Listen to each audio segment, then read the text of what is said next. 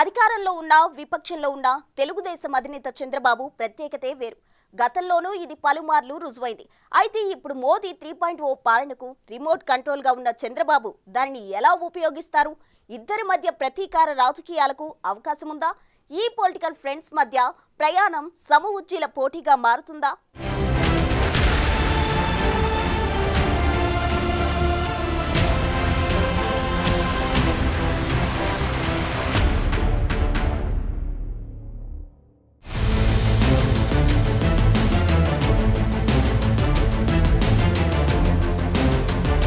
ఒకప్పుడు ఈ ఇద్దరు నేతల మధ్య పచ్చగడ్డి వేస్తే భగ్గున మండుతుందేమో అనేటట్లు వ్యవహారం నడిచింది. అయితే 2023 మధ్యలో ఆజాదీ కా అమృత్ మహోత్సవ్ సమావేశంలో కేంద్రం ఆహ్వానం మేరకు చంద్రబాబు పాల్గొన్నారు. మోదీ చంద్రబాబు కలిసి ముచ్చటించుకోవటం చాలా కాలం తరువాత అది. ఇక ఆ తరువాత డిసెంబర్ 5న ఢిల్లీలో G20 సదస్సు సన్నాహకంపై జరిగిన అఖిలపక్ష సమావేశంలో మరోసారి కలిశారు. అక్కడ చంద్రబాబు తన ప్రసంగంలో దేశం భవిష్యత్ గమనం ఎలా ఉండాలి, ఎలా ఉంటుంది అన్న విషయంపై ప్రసంగించారు. రానున్న 25 ఏళ్లలో భారత్ ప్రపంచంలోనే నెంబర్ 1 దేశంగా నిలుస్తుందని అన్నారు. అందుకు అవసరమైన ప్రణాళికలను, కార్యాచరణను సిద్ధం చేసుకోవాల్సిన ఆవశ్యకతను వివరించారు. అయితే చంద్రబాబు తన ప్రసంగంలో ప్రస్తావించిన అంశాలను మోదీ తన ప్రసంగంలో ప్రత్యేకంగా పేర్కొని ప్రస్తుతించారు. రాజకీయాలతో సంబంధం లేకుండా వారిరువురి సంభాషణ ముచ్చటగా ముగిసి ఇప్పుడు మూడోసారి మోదీ గద్దెనెక్కటానికి ఉపయోగపడిందనేది కొందరు అనుకుంటున్న మాట.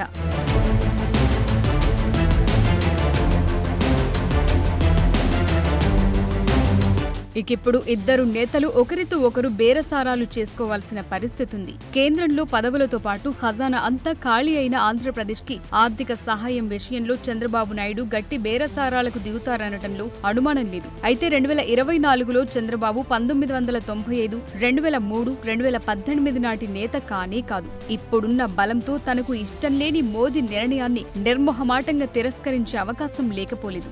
గతం కంటే మరింత పరిణితి చెందిన రాజకీయ నాయకుడిగా తన అనుభవాన్ని జోడించి మరీ బేరాలు ఆడటంలో చంద్రబాబు రాటుదేలారు. 2024 ఎన్నికల్లో సీట్ల పంపిణీనే దీనికి నిదర్శనం. అంతేగాక అధికారం లేని సమయంలో జైలు జీవితాన్ని కూడా రుచి చూడటంతో కసిగా పాలన కొనసాగిస్తారు చంద్రబాబు. మోదీ 3.0కి ధీటుగా చంద్రబాబు 4.0ను చూపించడంలో ఎలాంటి సవాళ్లనైనా ఎదుర్కోవటానికి సిద్ధంగా ఉంటారు. అందుకే మోదీ ప్రభుత్వానికి చంద్రబాబు ఎప్పుడూ ఓ చెక్మేటే అనే అభిప్రాయాలున్నాయి.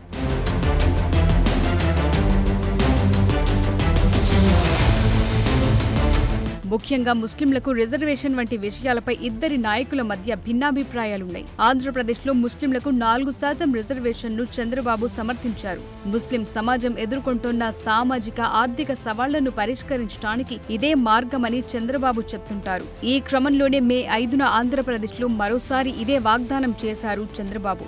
ముస్లిం రిజర్వేషన్ల కోసం తమ పార్టీ ఎప్పుడూ వాదిస్తూనే ఉంటుందని అన్నారు. అయితే ఆంధ్రప్రదేశ్ ఎన్నికల కోసం టీడీపీ, జనసేన, బీజేపీల కూటమి మేనిఫెస్టో విడుదలలో ఈ హామీ ఇచ్చినప్పటికీ ముస్లింలకు 4% రిజర్వేషన్ల గురించి అందులో ప్రస్తావించలేదు. హజ్ యాత్రకు వెళ్లే వారికి ₹1,00,000 ఆర్థిక సాయం అందజేస్తానని కూడా చంద్రబాబు హామీ ఇచ్చారు. దీనికి విరుద్ధంగా ప్రధానమంత్రి నరేంద్ర మోదీ అనేక సందర్భాల్లో మత ఆధారిత కోటాను వ్యతిరేకించారు. నేను జీవించి ఉన్నంత వరకు దళితులు, ఆదివాసీలు, ఓబీసీల రిజర్వేషన్లను ముస్లింలకు మత ప్రాతిపదికన ఇవ్వటానికి నేను అనుమతించను అని మే 10న మహారాష్ట్రలో ఎన్నికల ర్యాలీలో మోదీ నొక్కి చెప్పారు.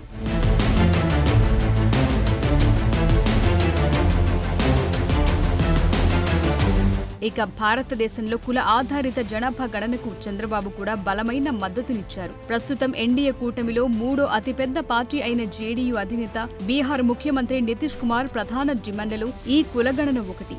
అయితే ప్రభుత్వ ఏర్పాటుపై బీజేపీతో చర్చలు ప్రారంభమైనప్పటి నుండి చంద్రబాబు మాటలో రాజకీయ చతురతను చూపించారు. కులగణనకు బదులుగా నైపుణ్య గణనకు మద్దతిస్తున్నట్లు ప్రకటించారు. నైపుణ్యం ప్రాతిపదికన జనాభా గణన ప్రగతిశీలంగా, ప్రొడక్టివ్ గా ఉంటుందని చంద్రబాబు మార్కును ప్రదర్శించారు. నైపుణ్య జనాభా గణన ప్రాథమిక లక్ష్యం వ్యక్తుల నిర్దిష్ట నైపుణ్యాలను గుర్తించడం, తగిన శిక్షను అందించటమని అర్థం. ఇది చివరికి వారి ఉత్పాదకత, భవిష్యత్ అవకాశాలను మెరుగుపరుస్తుందని తెలిపారు. కాబట్టి పాలనకు సంబంధించిన విషయాలకొచ్చినప్పుడు ఇద్దరి నేతల మనస్సులు ఒకే విధంగా ఆలోచించే అవకాశం ఉంటుంది.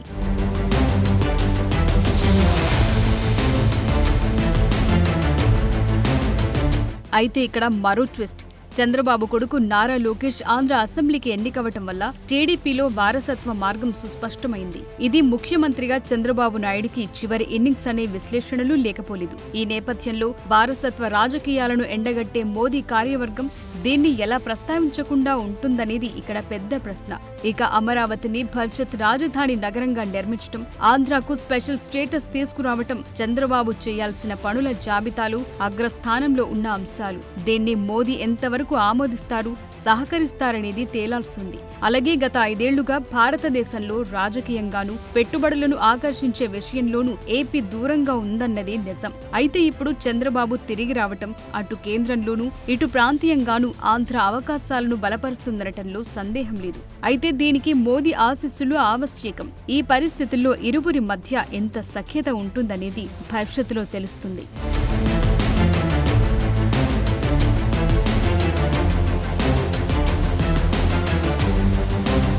అన్ని రంగాల్లోనూ ఆంధ్రప్రదేశ్ను అగ్రస్థానంలో నిలపటానికి ఈ 5 ఏళ్లు చంద్రబాబు తీవ్రంగా కృషి చేస్తారనటంలో ఎలాంటి సందేహం లేదు. ఉమ్మడి ఆంధ్రప్రదేశ్ ముఖ్యమంత్రిగా ఉన్న సమయంలో ఈ గవర్నెన్స్ ను స్వీకరించిన మొదటి ముఖ్యమంత్రిగా, పరిశ్రమలను ఆకర్షించడంలో అగ్రభాగాన ఉన్న నేతగా చంద్రబాబుకు పేరుంది. ఈ క్రమంలో కార్పొరేట్లకు ఊతమిచ్చి అమరావతిని అభివృద్ధి చేయటానికి, తూర్పు తీరాన్ని పెట్టుబడి గమ్యస్థానంగా మార్కెట్లోకి తీసుకురావటానికి చంద్రబాబు ప్రయత్నిస్తారు. రాబోయే 5 ఏళ్లలో ఉపాధి అవకాశాలను మెరుగుపరుస్తారనే ఆశతోని ఆంధ్ర ప్రజలు చంద్రబాబుకు ఓటు వేశారు. ఈ వాగ్దానాలను నిలబెట్టుకోకపోతే తెలుగు ఓటరు అసహనంతోనూ తీవ్ర ప్రతీకారంతోనూ ఉంటారని చాణక్యుడైన చంద్రబాబుకు తెలుసు. ఈ క్రమంలో మోదీ చంద్రబాబుకు ప్రముఖ ప్రాధాన్యత ఇవ్వాల్సిందే.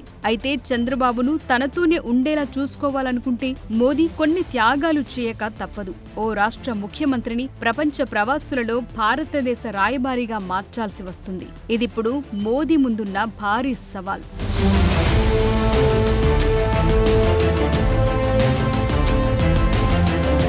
ప్రస్తుతం సంకీర్ణ రాజకీయాల ఒత్తిడిని దృష్టిలో ఉంచుకుని మోదీ నినాదాల హోరు కాస్త తగ్గించాల్సి ఉంటుంది. RRR సినిమాలో నాటు పాటలో చేసినట్లు కొన్ని త్యాగాలు చేయాల్సి ఉంటుంది.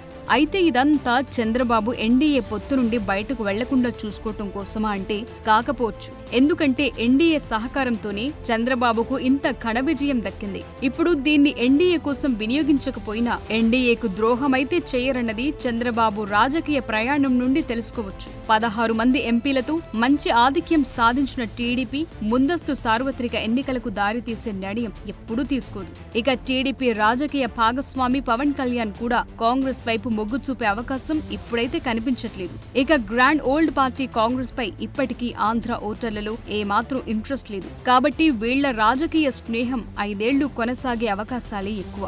అయితే అందులో నెగ్గేది ఎవరు, తగ్గేది ఎవరు అనేది సందర్భాలు మాత్రమే నిర్ణయిస్తాయి.